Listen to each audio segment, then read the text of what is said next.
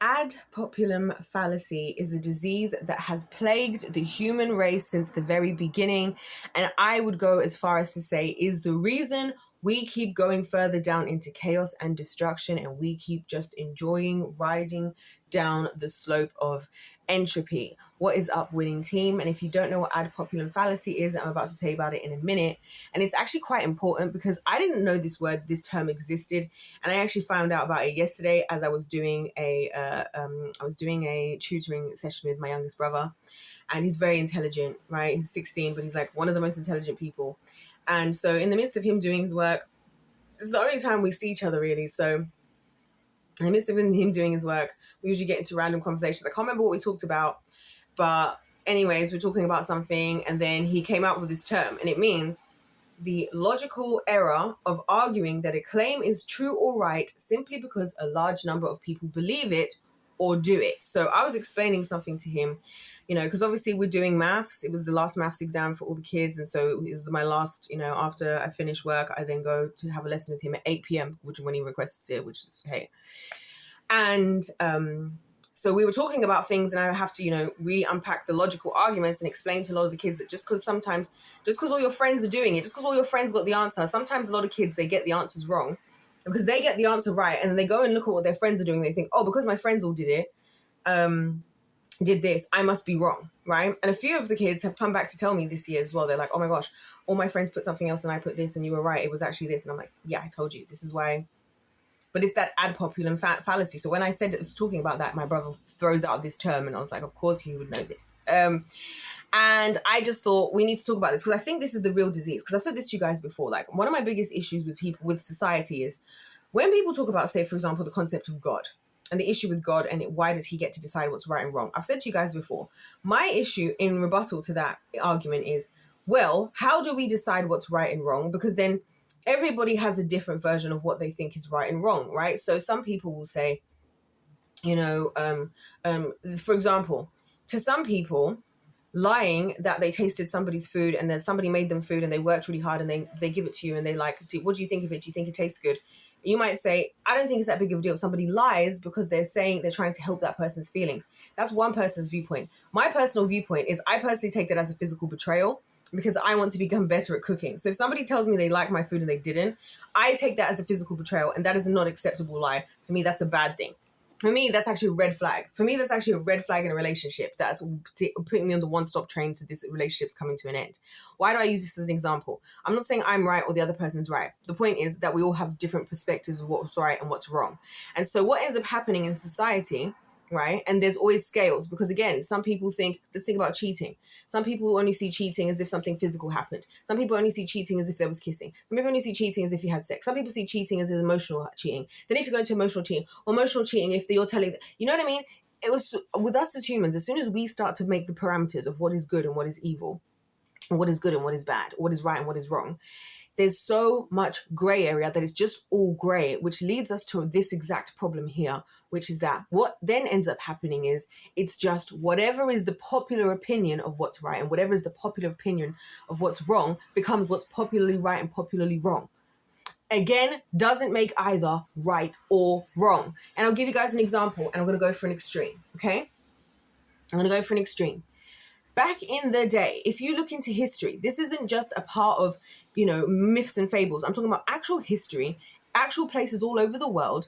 It was normal that people would sacrifice other humans to gods. Like, it's ironic because it's just been raining. So if you've been watching my videos, you're going to see the changing of the lighting from just before it rained to then the thunder, whatever. And then now it's clearing up, which is why the light, my screen is changing lighting a bit. People would pray and do all these rituals to these gods because that's what everybody was doing. I'll give an example of another wild ritual that used to happen. Do you know that in Egypt, this is historical. This isn't mythical. This is historical, what the human beings were doing, not some god, not somebody else. They used to have all the men of Egypt who would come together and ejaculate in the river Nile for fertility. For fertility.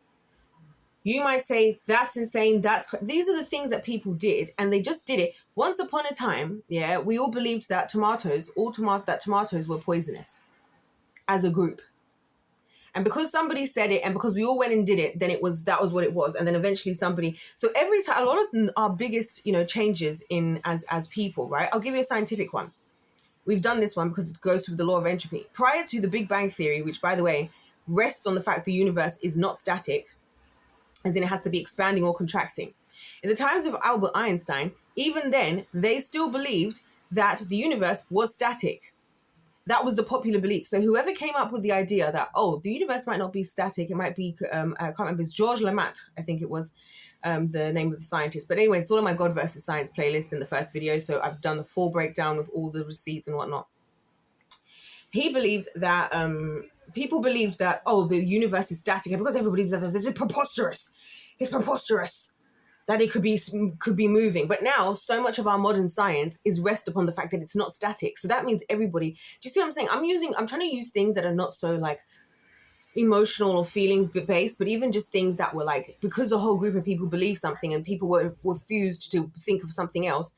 I'm showing examples of where it's like, well, we wouldn't have modern science if somebody hadn't stepped up to say, maybe we're all wrong, right? Because all these people who do stuff like that, they a lot of times are ostracized by the jury of the sheeple, because the jury of the sheeple wants to say, no, that can't be it. We all believe this. How can you challenge what we all believe? Just because we all believe it makes it right. Just because we all believe it makes it okay.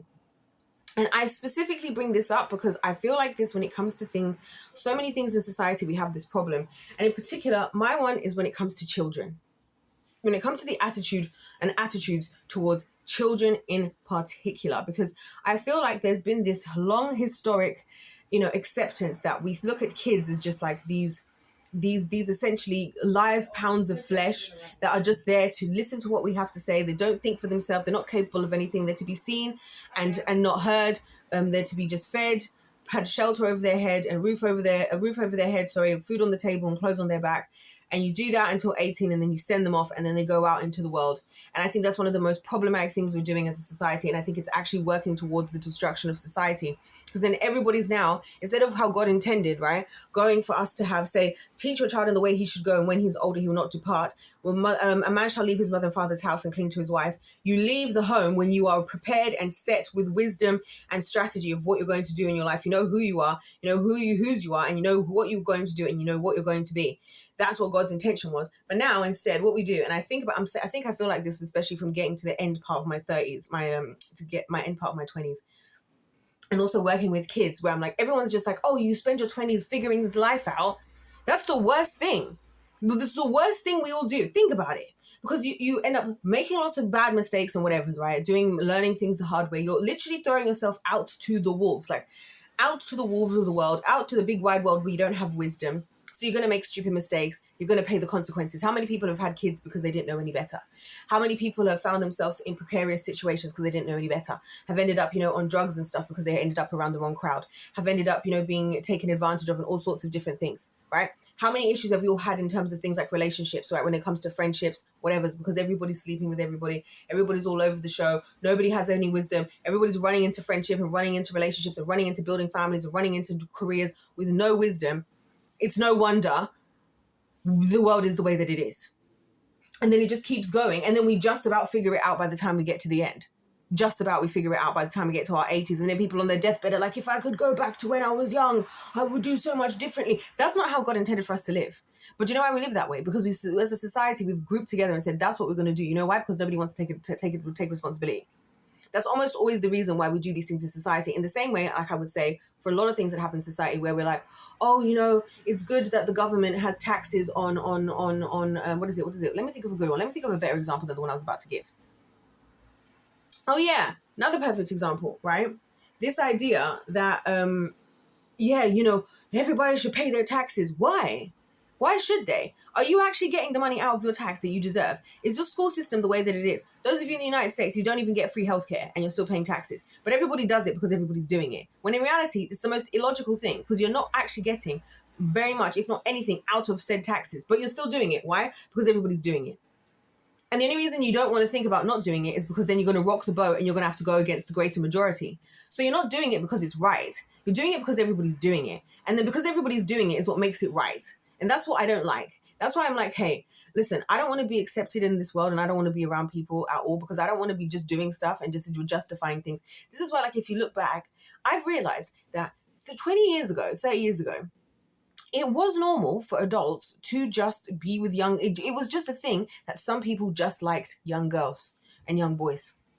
It was almost like another, like they're trying to bring it back now, you know? Like it was just another sexual orientation almost.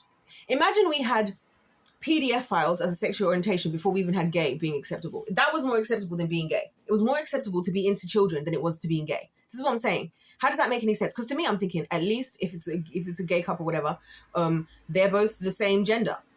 They're both, we're talking about adults, hopefully. But we weren't prepared to do that, but we were prepared. This is what I'm saying. When you actually start to do the numbers and you actually start to look at it logically, not just what you grew up with. This is why I have a problem with tradition and religion. Tradition especially.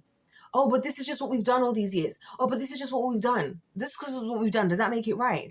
Just because it's what we've done, does that actually make it right? There's so many traditions where it's like, yeah, even other things. I'll give you guys another example. People where they're like, oh, this is just the tradition. Wearing a white dress on a wedding day. Because people do that. That's just tradition. But again, you're actually wrong to do that. Because you know why? You know what the wedding dress represents. You know why it's white? Because you're supposed to be a virgin. It's supposed to represent purity.